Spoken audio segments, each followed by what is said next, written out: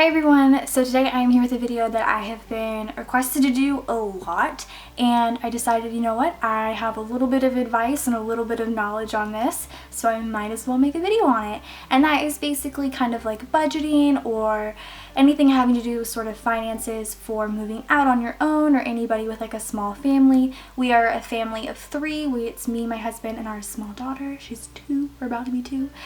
So sort of how we budget, anything having to do with finances. And I know I get asked a lot what to expect when moving out for the first time, so I'm kind of trying to put everything in like a bubble, all sort of like in a generalized video. But if you have any further questions on anything, you can definitely ask me in the comments, and if I don't answer it there, definitely put it in an Ask Kirsten comments because I try to answer all of those. But yeah, if you have any further questions or anything, let me know. So I have a few, or like a list here of a few bullet points that I kind of want to cover that I feel like helped me, and hopefully can help you guys as well. I feel like I put everything in order as well.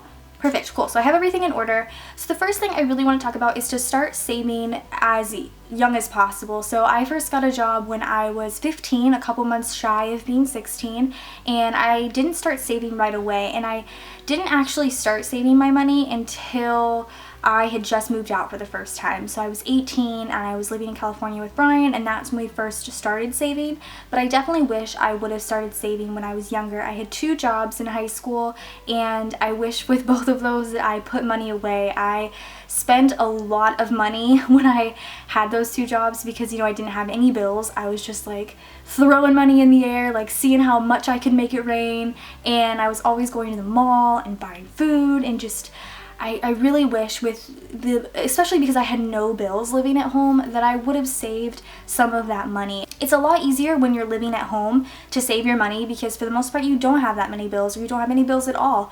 So being able to put away $100 to $200 per paycheck isn't really an issue. You just pretend it doesn't exist, and you know, you don't have any bills to pay, so it doesn't exist technically. So just put it in an envelope and save it for a rainy day. And that's something, like I said, I wish I would have done, because saving when you actually do have bills can be a lot trickier and is a lot harder, and you can't save as much or as a big chunk of money as you can when you don't have bills. So I highly suggest, if you are looking to move out soon but you don't have any bills currently, have your job, save money from your job, and save as much as you can. Something that I think is really, really important, like I feel like I'm like the craziest person in the world, but I am very, very adamant about having a good credit score. I have always been, since I turned 18, very like particular about keeping my credit score high, or as high as I possibly can get it.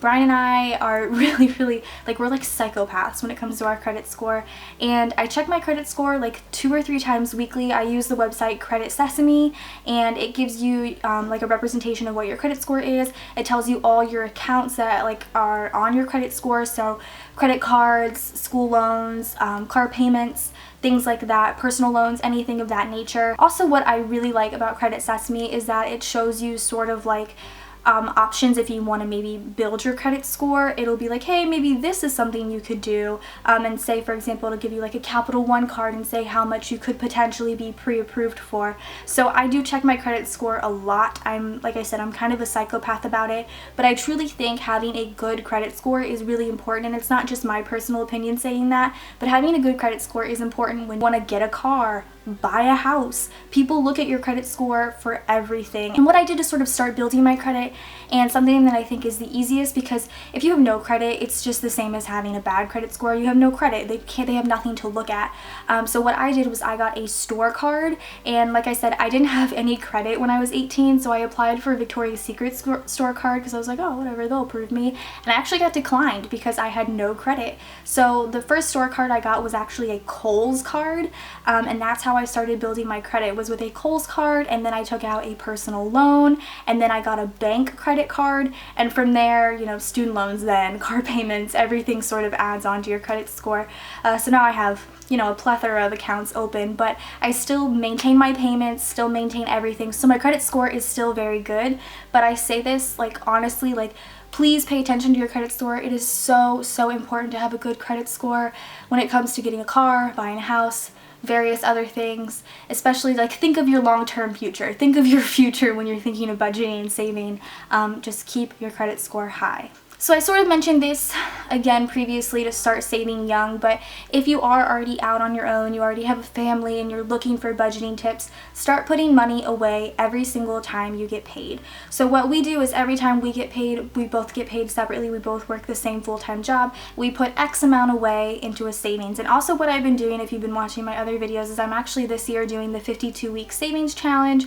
So week 1 I saved $1, week 2 I saved $2, and it keeps adding up. So week 52 I'll put away $52, and I think by the end of the year I'll put away it's like $1,300 or something like that, which is actually kind of cool if you think about it. But other than that, I do every single time I get paid try to put away as much as I can. It's really tough as of recently, just because we have had lots of bills come on. I'll explain that a little bit later, but it's kind of hard. But save what you can. Save what is easiest for you and your family and won't put you in any sort of financial strain. Now, this is something that me and my husband do. I know a lot of people have joint accounts. We've been together for at least 7 years this year, but we've been living together for 4 years and we've always had separate accounts, so everything's always been sort of separate, but it's kind of worked best for us. But I know a lot of people say joint accounts work better, so do what works best for you and your family. I'm not saying, you know, my way is better. This is what has been working for us, but we pay separate bills. So we separate everything the best that we can. It's kind of hard. We try to make everything as even as possible. So I pay rent, Brian pays daycare, which is basically the same bill. But I pay rent, Brian pays daycare. He pays for groceries, I pay electric, internet, water, all that.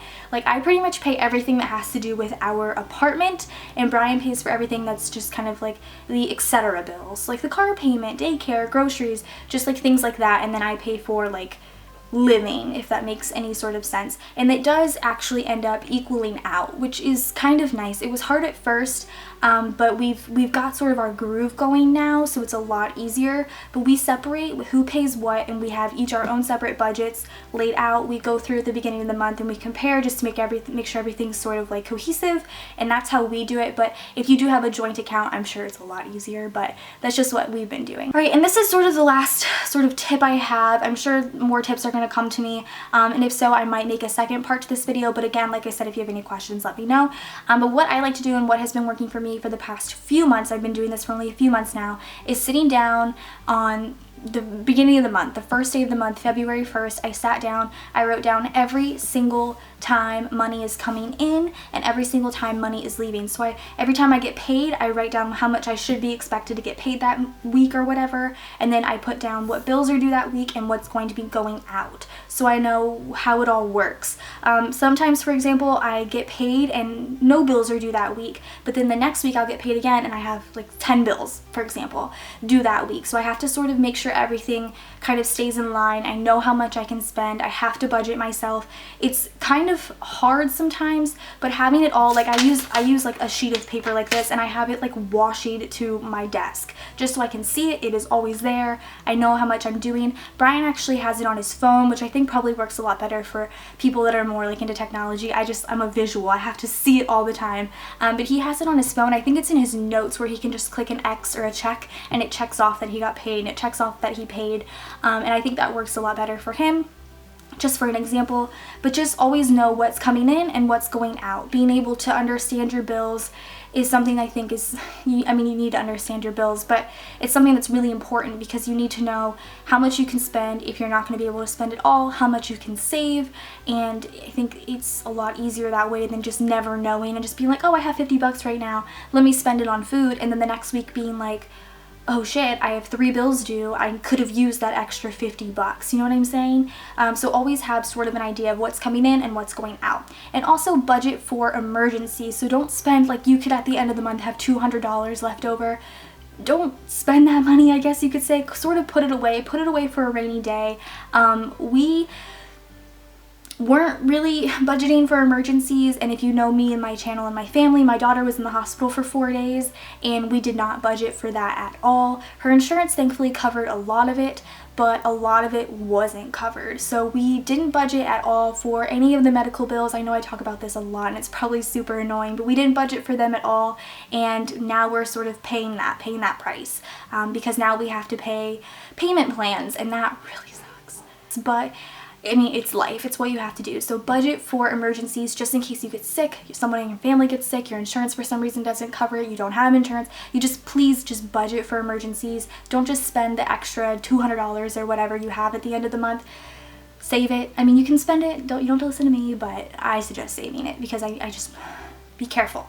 Follow my advice because I lived through it, I experienced it, and it sucks. That is sort of all of the tips I have right now. Save as much as you can, check your credit score as much as possible. I'm a freak about my credit score.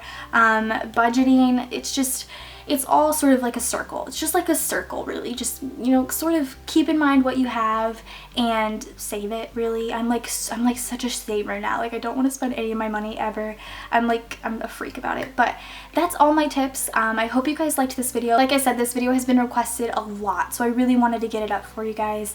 Go ahead and subscribe to my channel if you're not already, and I will see you guys in my next video. Bye, guys.